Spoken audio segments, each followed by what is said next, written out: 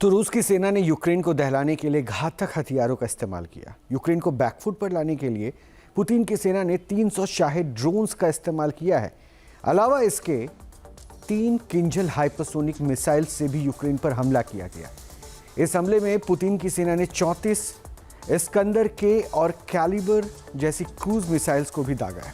साथ ही Iskander M और KN-23 जैसी 14 बैलिस्टिक मिसाइल्स का मुंह भी यूक्रेन की तरफ खोल दिया गया। यानी यूक्रेन के लिए अमेरिका से भी बुरी खबर सामने आई है, क्योंकि ट्रंप प्रशासन ने अपनी नेशनल सिक्योरिटी स्ट्रैटेजी में बदलाव किया है, जिसके बाद उसका रूस के प्रति नजरिया बदल जाएगा।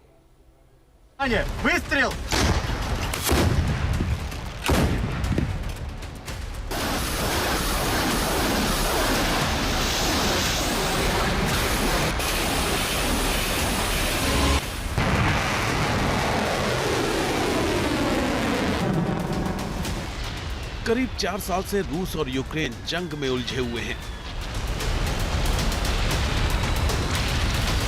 कुछ दिनों में जंग खत्म करने का दावा करने वाला रूस अब तक फंसा हुआ है। रूस के हर हमले का यूक्रेन उतनी ही तेजी से पलटवार कर रहा है।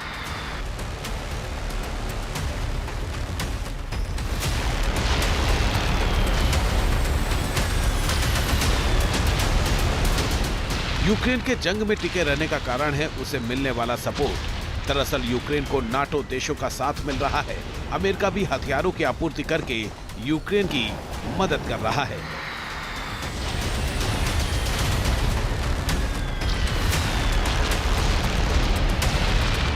हालांकि जो ताजा खबर आ रही है उससे यूक्रेन की नींद उड़ सकती है, जंग की कहानी बदल सकती है।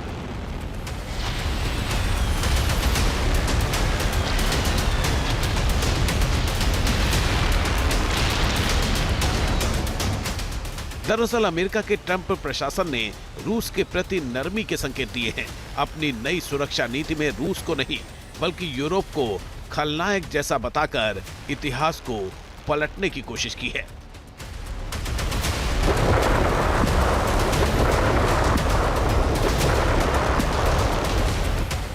ट्रंप प्रशासन ने अपनी नेशनल सिक्योरिटी स्ट्रेटेजी यानी NSS में बड़ा बदलाव किया है। इसके तहत अमेरिका अब रूस को खतरा नहीं कहेगा। ये ट्रंप की अमेरिका फर्स्ट नीति पर आधारित है।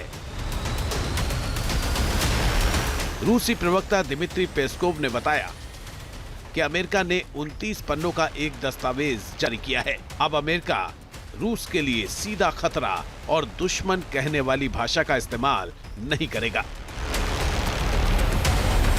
रूस ने इस बदलाव का स्वागत किया है। क्रीमिया को 2014 में रूस में मिलाने और 2022 में यूक्रेन पर हमले के बाद से अमेरिका रूस को बड़ा खतरा मानता रहा है। अब नई नीति में रूस की तरफ नरमी बरती गई है और कुछ मुद्दों पर सहयोग करने की बात भी कही गई है। दस्तावेज में यूक्रेन जंग को जल्द से जल्द खत्म करने की बात दोहराई गई है। इसे अमेरिका का खास एजेंडा बताया गया है। साथ ही रूस के साथ फिर से रणनीतिक स्थिरता बहाल करने की इच्छा जताई गई है, ताकि परमाणु हथियारों की होड़ और यूरोप में बड़े युद्ध का खतरा कम किया जा सके।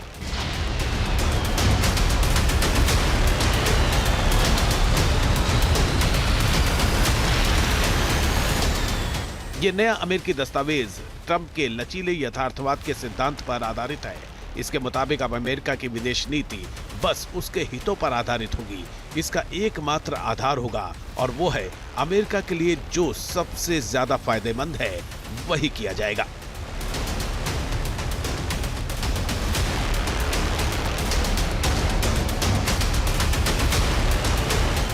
इस दस्तावेज में ट्रंप प्रशासन ने यूरोप की आलोचना की है और कहा है कि उसका वजूद खत्म हो रहा है। दस्तावेज में कहा गया है कि अगर यूरोप की हरकत ऐसी ही रही तो 20 साल से भी कम समय में यूरोप का अस्तित्व मिट जाएगा। कई यूरोपीय देश इतने कमजोर हो जाएंगे कि वो अमेरिका के भरोसेमंद सहयोगी नहीं रह पाएंगे। अगर यूरोप को अमेरिका का विश्वसनीय सहयोगी बने रहना है तो उसे अपना रास्ता बदलना होगा।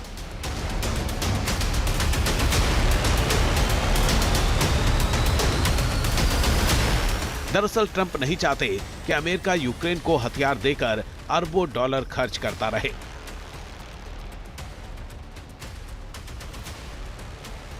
वो चाहते हैं कि जल्द समझौता हो जाए। ट्रंप नाराज हैं कि यूरोपीय देश अमेरिका से सुरक्षा तो मांगते हैं लेकिन खुद कम खर्च करते हैं।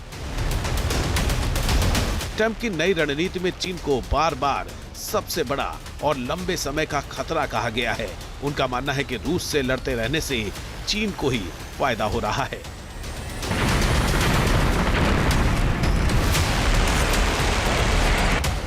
हालांकि जानकारों का कहना है कि अमेरिका की नीति में बदलाव का सबसे बड़ा कारण व्यापारिक सौदे हैं। कहा जा रहा है कि ट्रंप प्रशासन के कई लोग, खासकर ट्रंप के करीबी, रूस और खाड़ी देशों के साथ कारोबार करना चाहते हैं। इसके अलावा अगर जंग खत्म हो गई तो यूक्रेन के पुनर्निर्माण में अमेरिकी कंपनियों को ठेके मिल सकते हैं।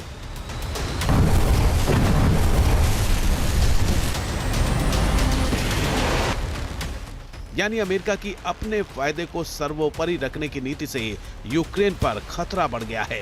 इस नीति से रूस के खिलाफ यूक्रेन की लड़ाई कमजोर पड़ जाएगी। अमेरिका ने हाथ खींच लिए तो यूरोपीय देशों को भी यूक्रेन का साथ देने में दिक्कत आएगी। रूस के खिलाफ जंग में यूक्रेन की सांसें फूल जाएंगी।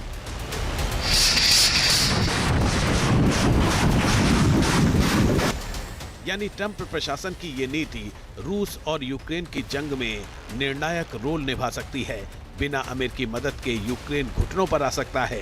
रूस को निर्णायक बढ़त मिल सकती है। T news nation.